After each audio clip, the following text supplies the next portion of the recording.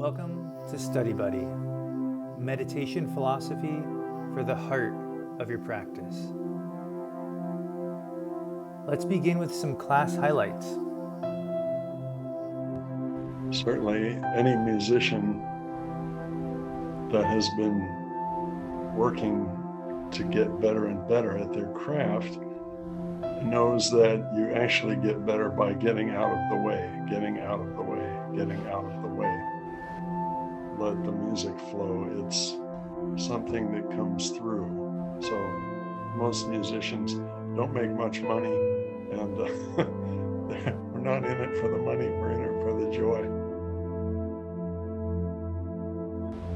And when I'm in that space where it doesn't mean anything, I'm just in the present space and it's flowing, I mean, that's where the joy is for me. So sometimes it's not only sort of about recognizing the stories that I've created, but it's being able to set them aside for a moment so that a new experience is possible, to sort of allow for like the shift.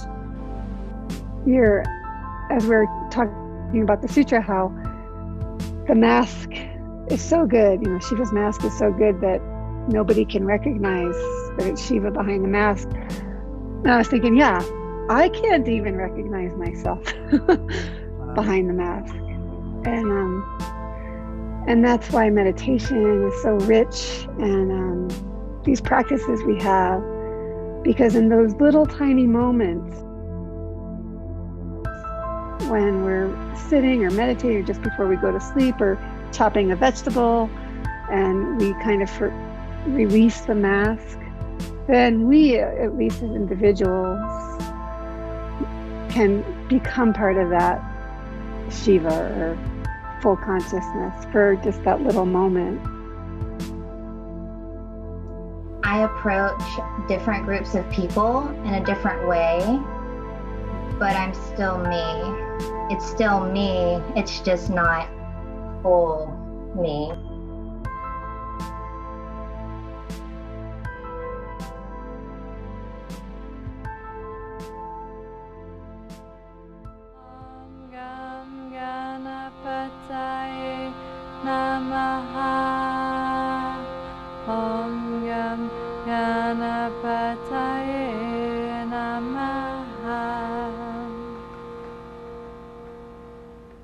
Welcome everyone. Thank you so much for being here. Really excited about this sutra. I think you're going to be excited too. Shiva Sutra 3.9 teaches us something very unique, and it actually talks about acting and like the performance of life. And it teaches that a great actor is not someone who can just externalize an emotion, but someone who can perform their life while keeping deeply connected to their state of being inside. And Shiva is that actor. And our lives are this performance. Look around you. This is the set. Take a deep breath.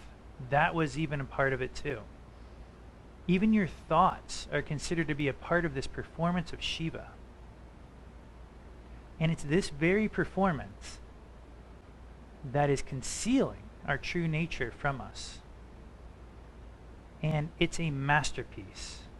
And it's a perpetual masterpiece. One without any flaws.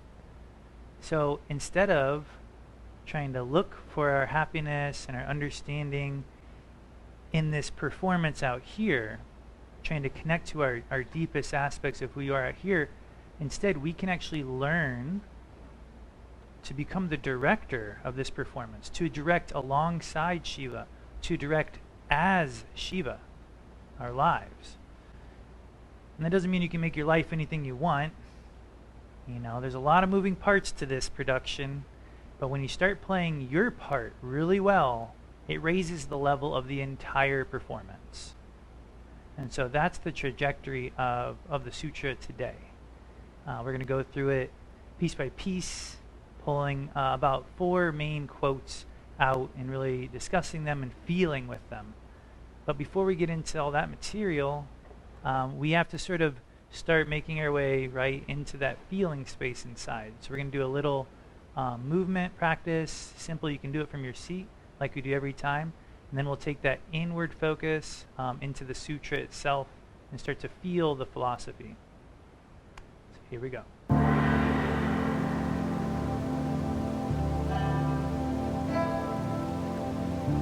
Hi everybody. So we'll just start by closing the eyes. You can allow us a little more sensitivity in our physical body, in our inner space. And just begin to notice the space that your physical form is taking up. Notice any sense of weight in the body helping you feel grounded to the earth.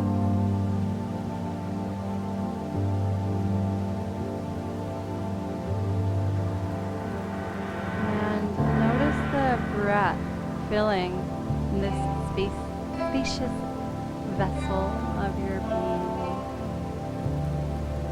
And allow the breath to be as natural as possible.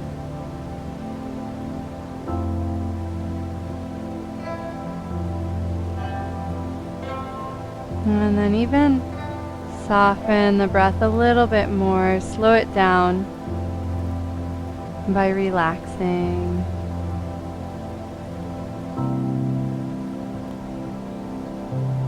And ever so gently, just begin to rock on your seat side to side. As you rock, notice the sensation in the pelvis, a little massage through the hips.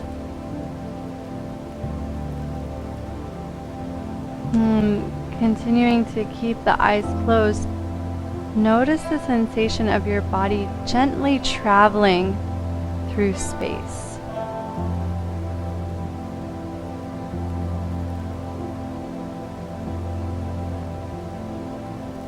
And even though you're just rocking on the hips, notice the connection up through the spine, all the way up to the head. Just feeling your body as a perfect whole.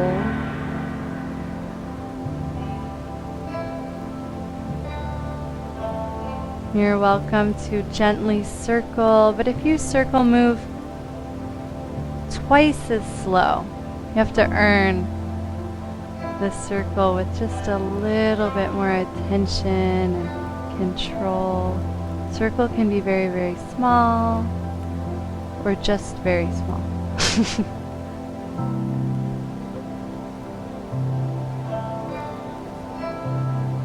And let this embodied experience of really feeling inside and coming into this present experience of your physical form. Let it help you notice any areas that might feel a little tight. Maybe the jaw, or the neck, the shoulders, the hips, the back. And just see if you can use the breath from the inside.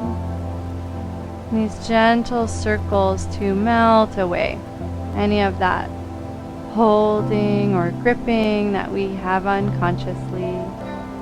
If you're circling, you can go the opposite direction.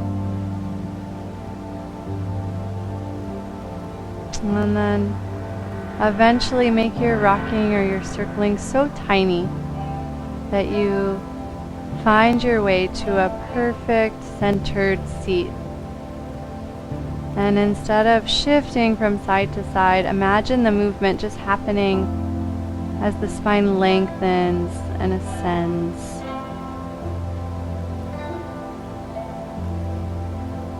And we'll pause our movement and let the fullness of our natural breath move us from the inside. And from this inner connection, now we can fully receive the sutra and our class together.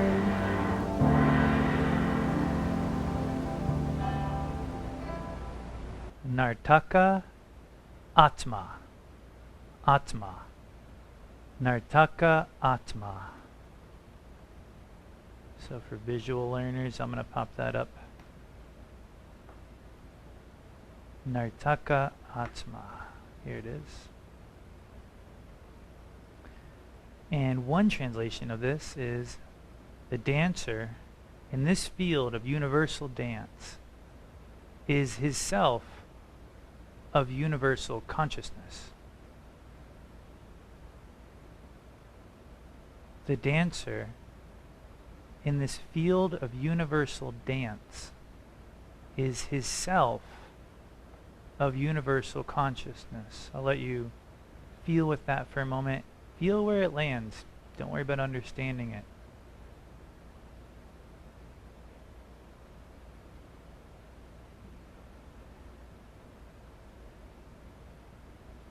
Are there any initial stirrings of inspiration just based on the flash of the sutra?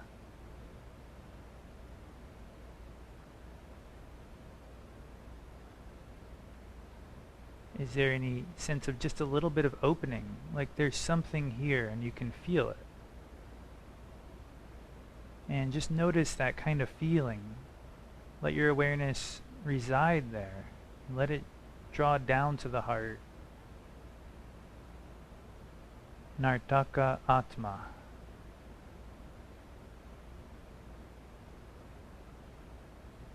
What a wonderful sutra, right? It has to do with dance, it has to do with performance, it has to do with these riches of life, you know. As Babaji often says, you know, the arts really are like sort of one of the highest offerings we have to give each other. And the sutra addresses that in its own way. So let's take a look at where this discussion begins.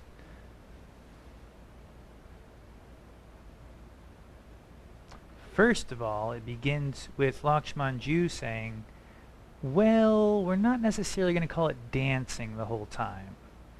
He says that the metaphor of dancing is used in the original Sanskrit by Shaimaraja of 1,000 years ago. But the Sanskrit word nartaka also means actor. He says in English, the metaphor of dancing does not carry the same weight and connotation as the metaphor of acting. Therefore, to add clarity to the present discussion, I, Lakshmanju, saying this, have changed the reference of dancing to acting. So those terms are interchangeable throughout the sutra, and in fact, I mean, a lot of what we've heard about this also from Babaji has a lot to do with becoming the director of your life, right? So they're all the same concept, this idea of a performing. In fact, let's take a look at how Lakshmanju translates. He takes a lot of liberties with his translation, and I'm grateful for it, you know, because he helps to really illuminate what honestly was hard to see in the original text. And this is one of those instances when he tells us about what is an actor. Because if it's a dancer or an actor or director, what are we talking about? What's the thing that we're trying to understand? So let's take a look at that quote. Who hasn't read in a while? Madhurani, would you mind, I know it's a short quote, but would you mind unmuting and reading that for us? Just so everybody knows, you can just press the space bar if you want to unmute to talk. Okay, go ahead. An actor is someone who conceals and reveals. When you conceal the real nature of your being and to the public reveal another form of your being, that is the behavior of acting. Lord Shiva is the real actor. Cool.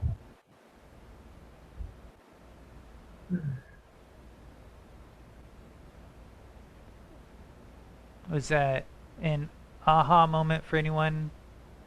It was for me when I read that. I was like, what? That is awesome. How simple and profound to understand acting in those terms that we use to describe reality in Kashmir Shaivism, to describe Shiva, to describe our very reality that we live in. So an actor is the individual who specifically conceals their real nature in order to, or as a means of, revealing a sliver of, a specific aspect of their being. And that simultaneous thing that's happening is how the sutras are defining acting. And that Lord Shiva is the best actor and the only true actor among us at the level we're talking about in the sutra.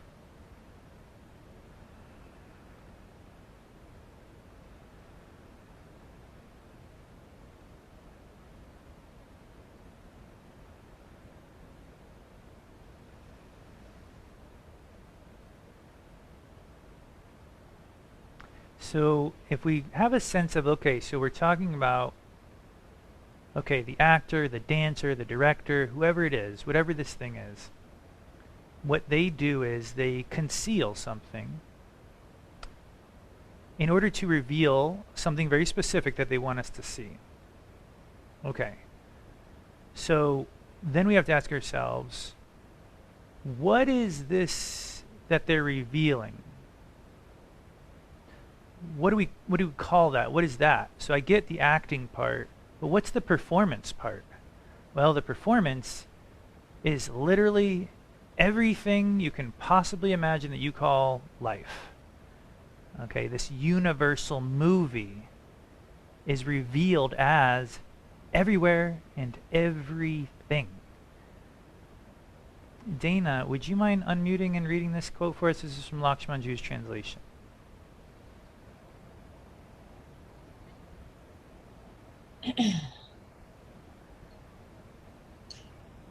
This universal movie is revealed as everywhere and everything.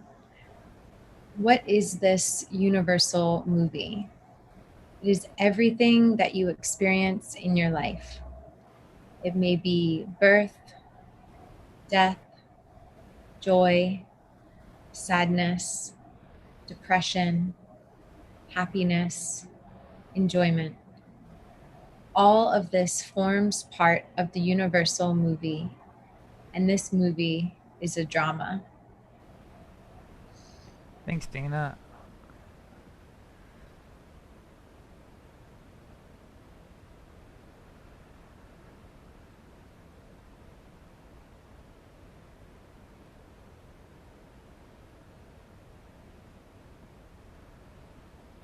In case you're wondering, I added the brackets part that said movie, but you get it by now. I'm trying to, I haven't been to a play in a while, and I haven't been to a dance in a while, but boy, have we seen a few movies over the last year.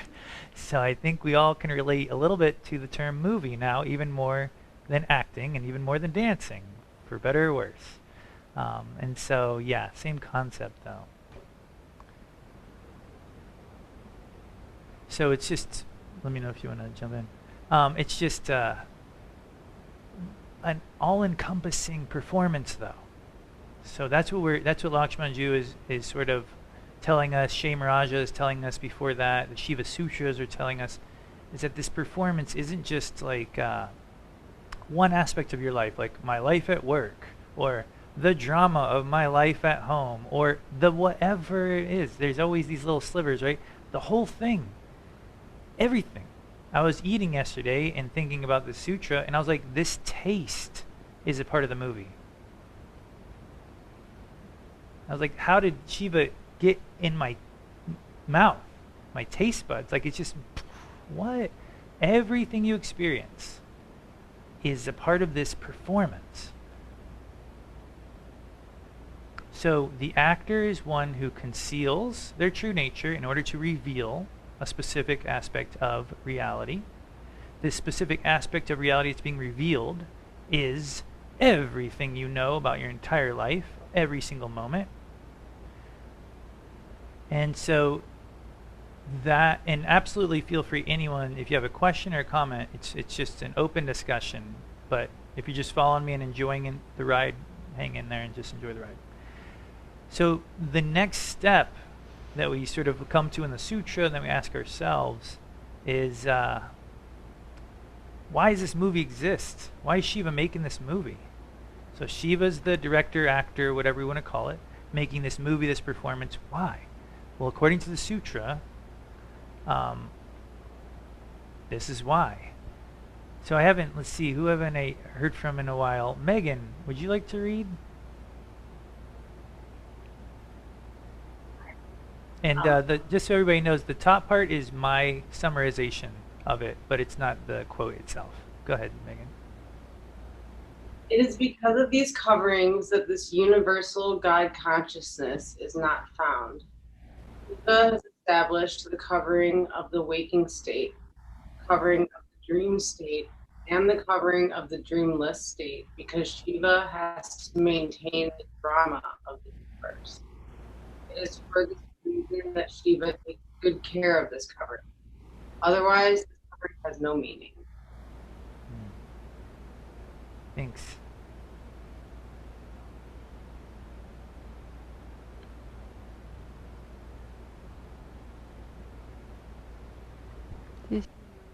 Oh, no, I didn't see a hand. Thanks. Anonymous, did your hand go up? And yeah, always feel free to wave or do that little blue hand that stays on there.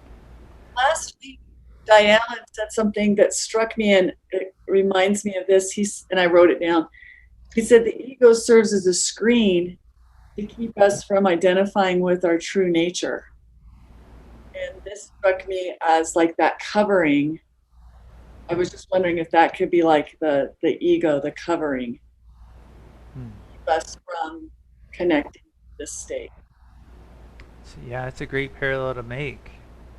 Just sort of feeling with it.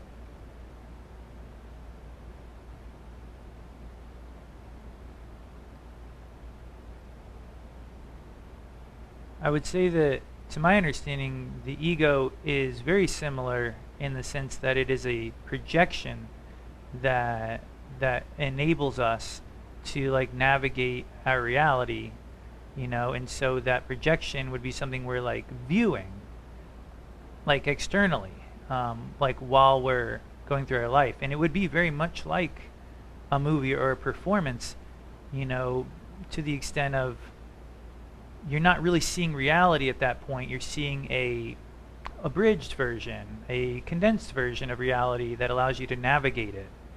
And then yourself too. We're not always looking at ourselves in our totality. We're looking at ourselves in a small sliver. So yeah, I think that the ego is definitely the ahamkara, right? The ego, that aspect, and it comes about right in the tattvas. So the manifestation, we've got primordial Shiva before form at the very top, and then Shiva and Shakti, and then the 5 pure tattvas, which is like things like pure will and pure action and pure thought, haven't even really become anything yet. And then we have Maya, which really sort of begins this performance. These Maya meaning like contracted versions of the whole. And then after those 6 tattvas of Maya, which are really just contracted versions of a really pure thing called, Shiva and Shakti, like contracted versions of pure thought and contracted versions of pure action. So really not even that contracted yet. Then we come down to the buddhi and the ahamkara and the manas, the aspects of the mind.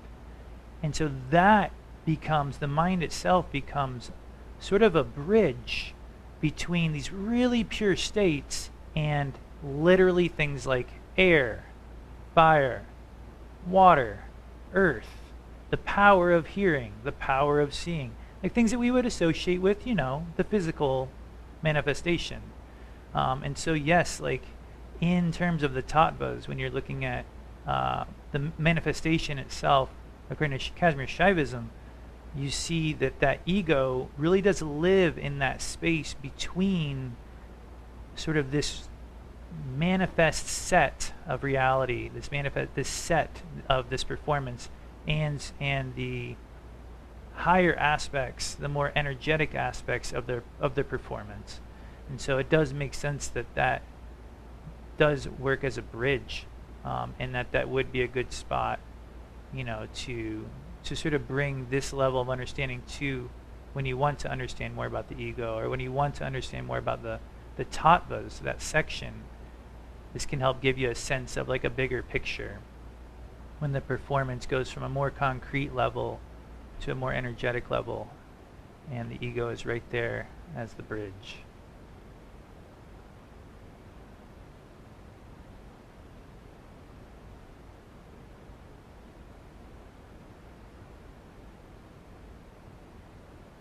And as Babaji tells us, because he really puts it in simple terms, we need an ego to function in our lives, but we don't need to take it so seriously. So that means like you can use this ego. It's not going away. None of us are free of our ego. Like that defies the very nature of manifestation. You got an ego. You're living in a world. You got a certain everything. There's this certain performance that's happening. And Babaji says, but you don't have to take the performance so seriously. Meaning, don't get drawn out into this performance like this performance is Shiva. It's a contracted form, it's a sliver, it's a projection, it's a certain part of Shiva, but you gotta pull your awareness back, not take it so seriously, meaning have a little detachment from the performance, and then you get the big picture.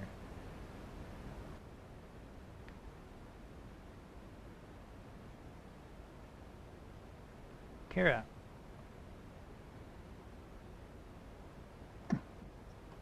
I think of this as I approach different groups of people in a different way, but I'm still me, if that makes sense.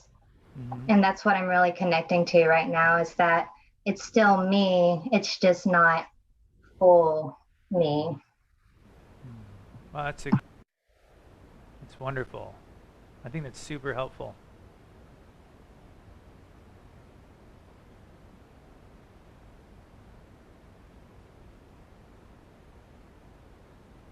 That's really great. It's we are doing this performance every day, right? We are concealing the totality of who we are when someone asks how's it going, and we're revealing something that we feel reflects how we're doing, but of course it's not everything, or in Kara's case, physical trainer is, sort of who you mean by seeing different people. You're trying to like work with like reality as it's being presented right here and really trying to meet it. And the thing that would make that special that we'll see later is when you can interact with this sliver of reality while maintaining a connection inside. You're doing the whole thing. That's what makes you great at what you do, right? But if you get sucked into this sliver of reality and you just live the problems that you're encountering, and you just get sucked right into that, and then you feel exhausted at the end of the day. But if you don't interact with it, then you're aloof. You're not even really, so it's not dualistic, right? It's both. And I think that's a great example of how all of us as yogis are probably doing a pretty good job at that every day. Because I imagine each of you is probably a great employee or a great friend or a great, relationship partner, because you do both of these things. You're connecting inside and encountering what's in front of you. Thanks, Kara. That was super helpful.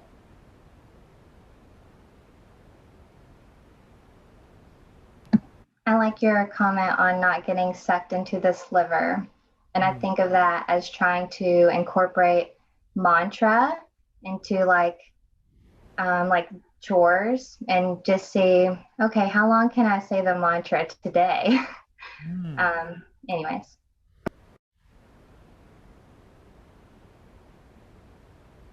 Yeah, that's a perfect example. And I think it's what I love about being with fellow Sangha members and having a whole group of practitioners that meet up is that a statement like, how long can I do mantra today, is so great because we can all relate to how, yeah, it's impossible. You know, you're good, but you do a little better. I just love that that's like something we all get.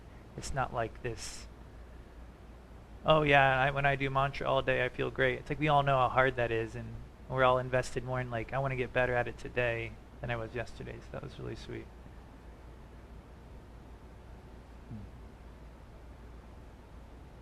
Yeah, that was one way I was exploring the sutra a lot, was with mantra, because it's like, mantra means that I'm present with what I'm doing, but I've also got some part of me inside at the same time, right? And then as soon as I'm not doing my mantra anymore, that means I got sucked in, like Kara said to the sliver.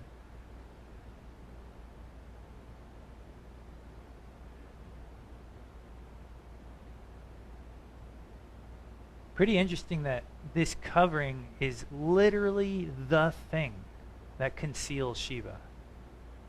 When Babaji says the state of perfection you seek is as close as your breath, you know, like on the back of spontaneous recognition,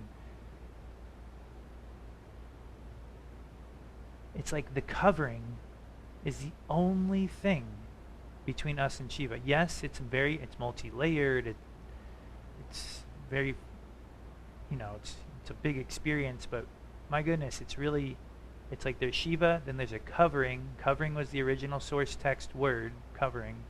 It's almost like there's just Shiva and there's like a cloak, literally like a coat, and just boom, true nature. You're one coat away.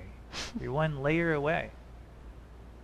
It might be an all-encompassing covering, but it's just a covering. And that covering that we're all encountering every day, that is literally the thing that's covering Shiva. So your reality as you experience it is the thing that's covering Shiva. You know, and Swami Rujananda tells us, you know, you have to use the tensions of your life to grow. You have to burn them up. You have to digest them. It's like the teaching is, the thing that you're experiencing is the thing keeping you from Shiva. It's not really like peeling back. It's not like unwrapping a gift, as we all know. It's not like this little, you know, it's a much more internal, all-encompassing state of surrender that takes practice over time. But it's the thing you're actually encountering. The movie you're living is the only thing between you and Shiva. Once you start working with that, well, that's the path. But boy, is it a great covering. It says Shiva takes great care of that covering, and it's the care, it's the sheer nuance of this covering that makes our practice so meaningful and powerful. And I have this quote involved, but I don't want to spend too much time on it, but another part of the Shiva Sutras talks about how Shiva is the best concealer, and how no one, if you went to a masquerade party and you had a mask on, if you talked to that person for a while, you'd be like, oh, it's Megan, you know, that kind of thing. Like after a while, you just get it. Like, but they said if you were at a masquerade party with Shiva, you could talk to Shiva all night, and you would never know it's Shiva. The mask is so perfect. And that's referring to this concept here about Shiva took such great care with creating this costume, this covering, that it's impossible to discover Shiva in the covering.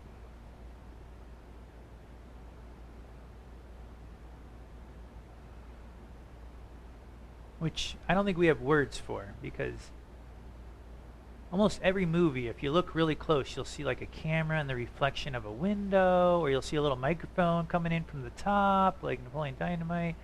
There's always these like little blooper kind of things, but not in this one. You're never going to find Shiva in this covering, according to the sutras. So maybe we should chill on that. Yeah, great. Abaya, let me just pan over, sorry. I just wanted to share, you know, as I reflect on this sutra, I've been kind of like wondering, like, oh, what activities like help me feel this Shiva nature? And of course, we have our practice, but the first thing that came to mind beyond meditation was like creative endeavors. For example, I'm working on a Tara Tonga painting right now with like the tigze and everything. And when I'm like the actor, I'm like, oh man, like this math is hard and this is so much work. And then when I soften and surrender and connect to something higher, like I can feel that it's not like Abaya doing it, you know, because Tara's way too beautiful for me to have painted her. And it makes me think that it's no coincidence that the words that the sutra uses are like dancer and actor, even though it's talking about our life as a whole. But it does make me think that like our creative pursuits and our creative endeavors are these moments when like we can really feel like our true nature, just this like spontaneous cosmic energy flowing through us. So that's what's kind of resonating with me. Or even our yoga practice, or those times when we're really in the flow and feeling inside as we act.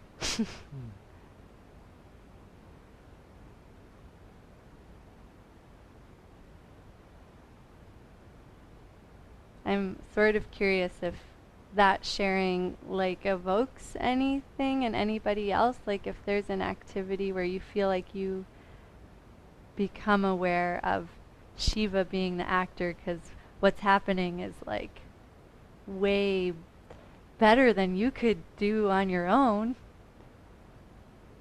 Not that you're not awesome, but Bob? Well, it's been about a year since I've actually performed music on stage or for anybody really. But certainly any musician that has been working to get better and better at their craft knows that you actually get better by getting out of the way, getting out of the way, getting out of the way, so that it's not you, little guitar player or little cellist or whatever, that is trying to let the music flow. It's something that comes through. And when that is happening, there is a joy that you feel that is very difficult to explain to people, but it's a joy that is very much deep within you, and your art allows that joy to unfold. So most musicians don't make much money, and we're not in it for the money, we're in it for the joy. So, which is ample reward. Anyway, that's all.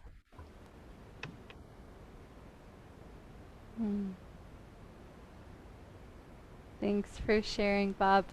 Something kind of funny came to mind as you were sharing that. I'm like, oh, that's why everyone followed the Grateful Dead, right? Because you like feel the synergy of this group getting out of the way and becoming something bigger than just individuals. I saw some smiles, so maybe you related to that one.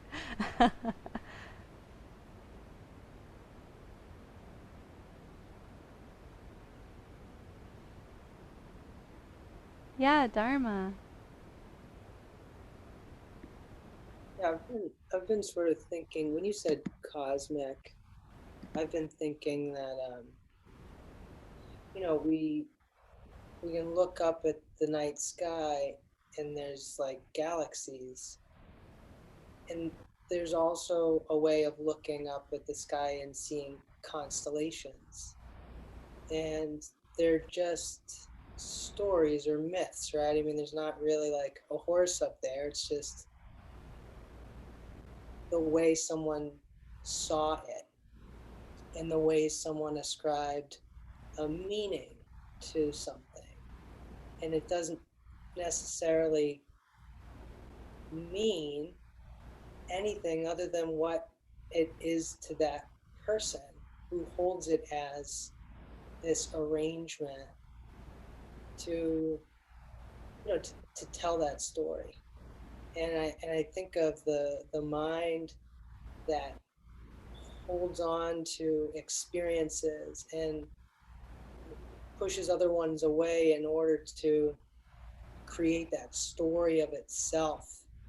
And Bob, I appreciate what you're saying about music and art too, because for myself as a musician, when I'm sort of feeding a narrative about myself, it doesn't feel good when I'm performing. And when I'm in that space where it doesn't mean anything, I'm just in the present space and it's flowing. I mean, that's where the joy is for me. So sometimes it's not only sort of about recognizing the stories that I've created, but it's being able to set them aside for a moment so that a new experience is possible, to sort of allow for like the shift.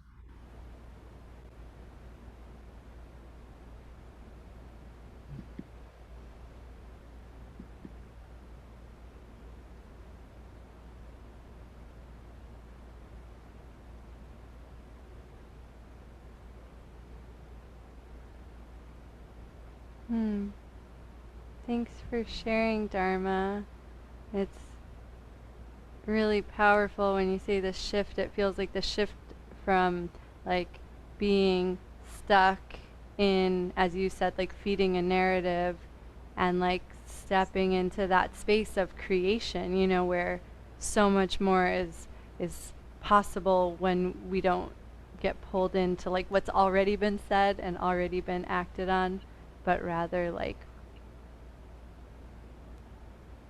I guess, feeling more of our true nature, our Shiva nature, rather than the myth.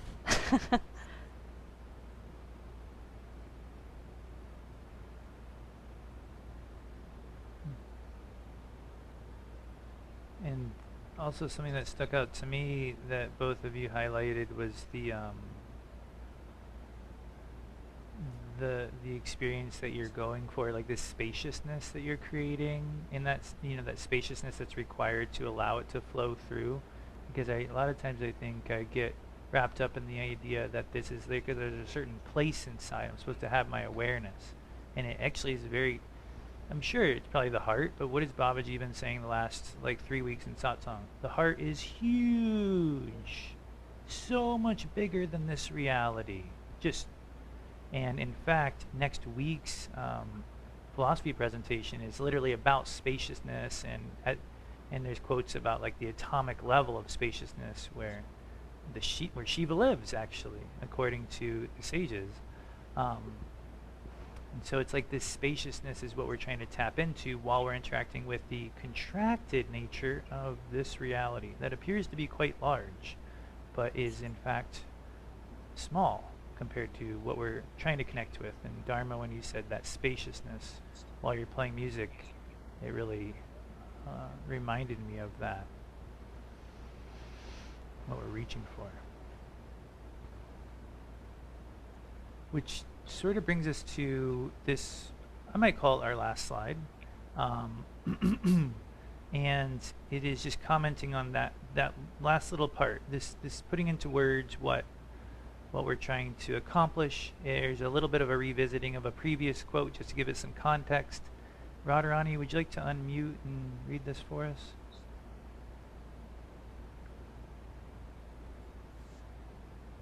When you conceal the real nature of your being and to the public reveal another from your being, that is the behavior of acting. Lord Shiva is the real actor. His real action is his being in his own universal God consciousness, in each and every moment of revealing his differentiated forms.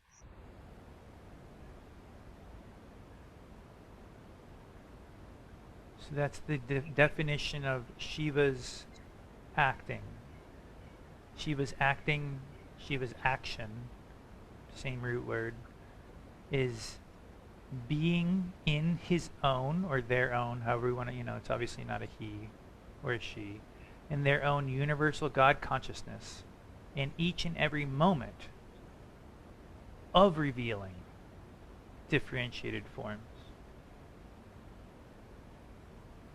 And then Lakshmanju comments a little bit later in this paragraph. It's like, you think Shiva's, to do this, Shiva has to like leave, create, and then return back in. But he says, Lakshmanju says, it's like by the time you see reality, Shiva's already back inside you. Like, so it's always like by the time you see what's going on, it's already been created and Shiva's withdrawn from it and is back inside. So it's like a simultaneity. In terms of yogic physics, they describe spanda as being the pulsation of life from which life is created, and that it is pulsing outwards and inwards at the same moment. Trying to describe the same concept where there's not this inside and outside that are separate, but rather it's like goes beyond space and time. Shiva can create this reality, and by the time you see it, be back inside. So for us viewing, it would be, there would be no lapse of time, no lapse of space. It would appear as though Shiva was in two places at once. One in a very contracted way and one in a very expansive way. And that is Shiva's action. Yogita. So, when you don't like the movie and you're having trouble turning it off, Nice. you keep trying to chant, and you said Shiva is even in the pain. I haven't felt well lately, and I don't know. It's so easy to get caught up in things and not remember that you are something besides this problem you're having or something.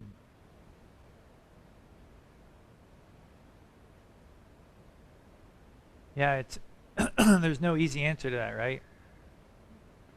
It's like if there was, Baba would have told it to you already, right? Because I know you've asked Babaji similar questions about similar to that in satsang, and I feel like he always responds to you with just like mantra and like don't give up and like just keep going at it and be persistent.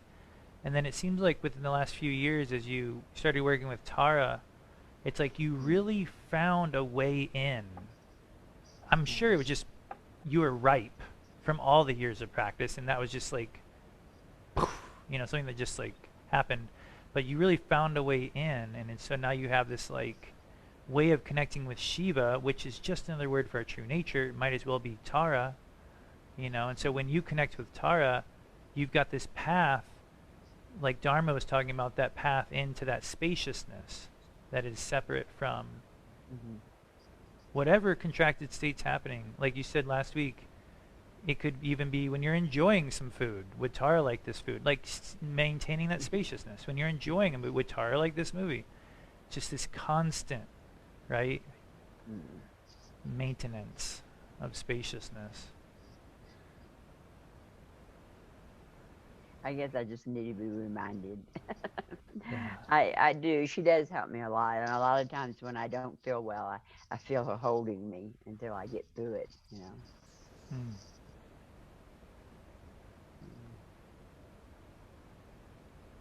Yeah, it's like our whole being. It's like because experiences really go through our whole being, we have to literally go beyond that to find this state. We can't just go beyond. We can't just close our eyes because our ears are open, our nose is open, our thoughts are spinning. We can't just, there's no. We have to get beyond, bigger than this whole experience, to find the creator of the experience, to get that space. So there's just, how do you tell someone where to go for that? That is something we all have to practice. Yeah.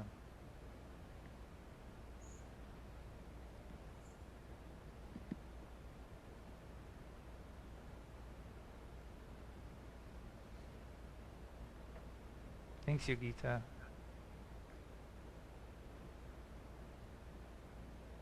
Are there any last comments or questions before we meditate together?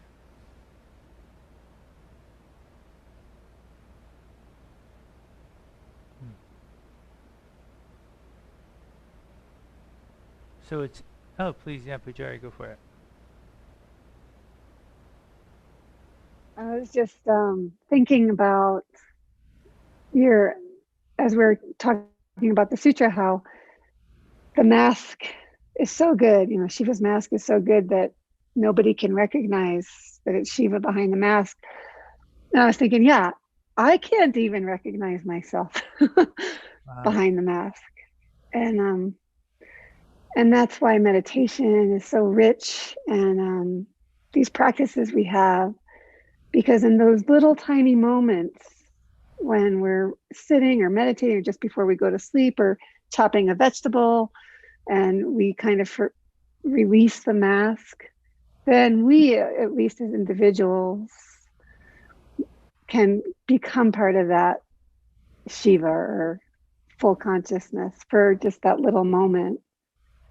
So that's why we have these practices, right? So that the mask, even if nobody else can see through it, at least we can get glimpses when we can barely, get a glimpse, but we do. You know what I mean? Yeah, absolutely. And it's great that you call our attention to the fact that if we were using our practice in a variety of situations, you're bound to find that space. Like chopping the vegetable, it's like if you only encounter it when you're overwhelmed by this movie, it's like, oh my gosh, good luck, right? But if we're like really going after it in a variety of situations and regularly, you're bound to find a way in. Whether, even if it takes decades, it'd still be worth every moment of practice that it took you to get there. And it's also really insightful, just the idea that this isn't about someone else doing this to us.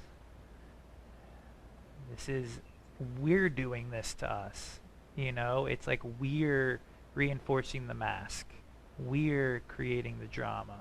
We're focusing on it. We're investing in it. We're producing it, the drama, and I think that's really tough. This philosophy has to like separate things out to help us like play with it and get it. But it's like Shiva's not some other person directing this movie. It's like we're Shiva, and with our practice we can just simply become more conscious of the movie we're directing. We can direct a movie that has more of that's coming more from a state of being and less from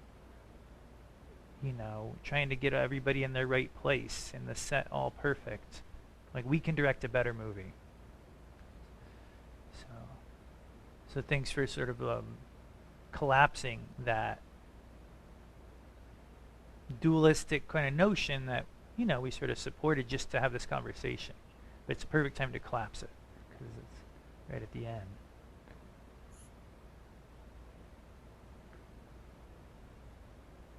And I'll let this quote from Babaji guide us directly into meditation.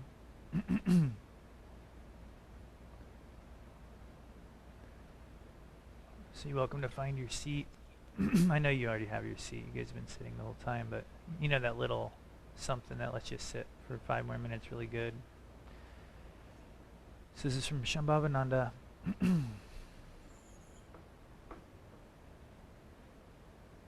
We have to learn how to translate our practice into the things that are part of our individual lives. We each have our own movie going. We don't realize that we're the writer and the director of that movie. We think it's just something strange happening to us for some unknown reason. But in reality, we play a big part in it. You don't have to worry about what to do externally, as much as you need to practice finding that special place inside yourself in the midst of the chaos in this world. People who have those qualities don't need anything special to find happiness. They have found it in themselves. So let's take these last moments together to follow our breath towards the heart to relax and let our awareness sink. Let your shoulders and your forehead soften. Let your jaw soften. Relax this movie.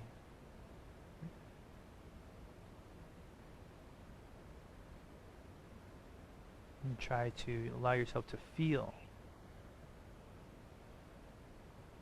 the source,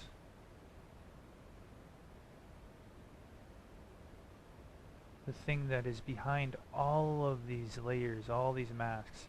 Just feel it. Don't know it, don't see it, don't anything physical, but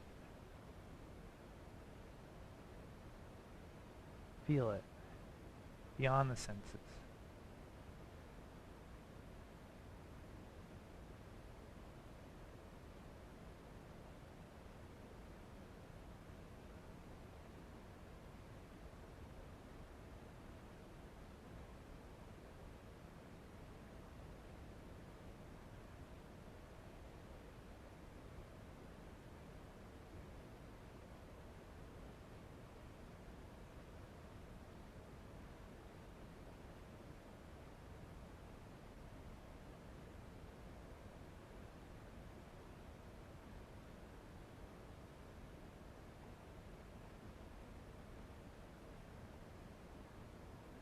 No matter what the mind throws your way,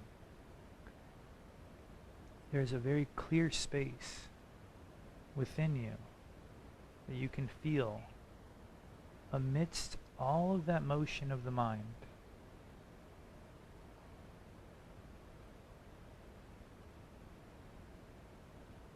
But you can't feel it with your mind. You can't even feel it directly with your breath. But you can feel it as your being.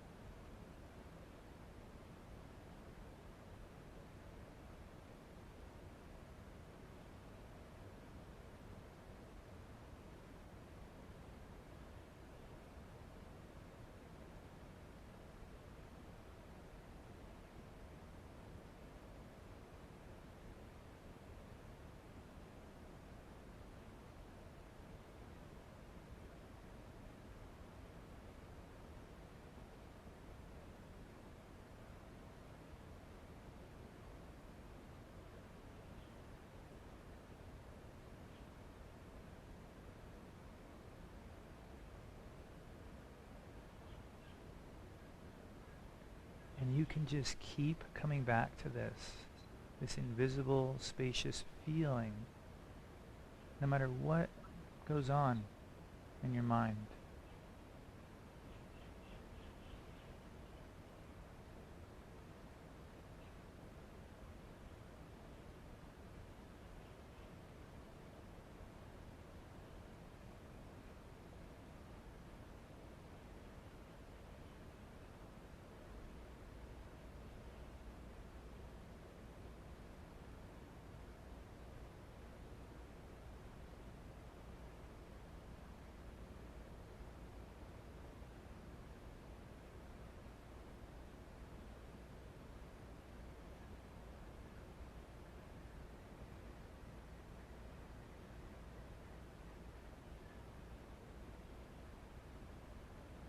And if you're able to hold this space of awareness,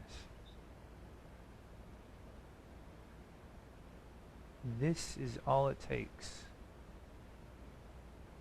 to change the trajectory of your movie. You don't have to say a word. You don't have to rearrange the furniture. You just have to keep part of you in this space while you continue to play the part of your life. And this space will guide you to your highest potential.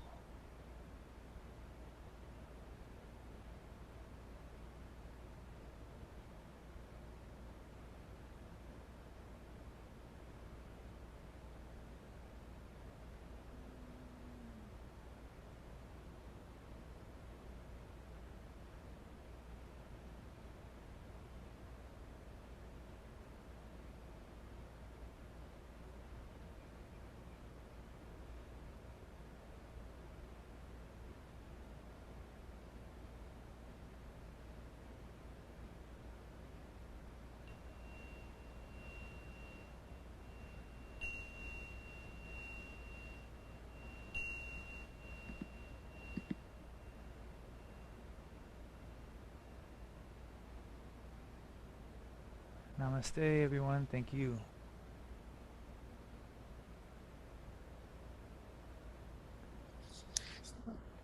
Just a heads up, a week from today we've got a philosophy presentation with Abaya, and it's on spaciousness, the stuff we were just talking about. There you are, Abaya. And in 2 weeks we're going to be meeting back here, but guess what? 2 weeks from now it's Shiva Ratri. And so we're actually going to do a special program where we're going to do a lot more mantra. We're going to do a lot of chanting, try to take advantage of all that sort of multiplying of our mantra merit. So, yeah. And then check the Sangha Friends page for a description of a last minute but very fruitful Saturday meditation program that's coming up this Saturday for 2 hours to celebrate a Tibetan holiday where our mantras will be multiplied by, drumroll please, 10 million. Wow. So if you want to have a 10 million matched donation to your spiritual enlightenment this Saturday, tune in to the Sangha program. If you're not on the Sangha Facebook page, just email me Yeah. and I can give you the info. All right, everyone. Thanks for hanging with us. See you next time.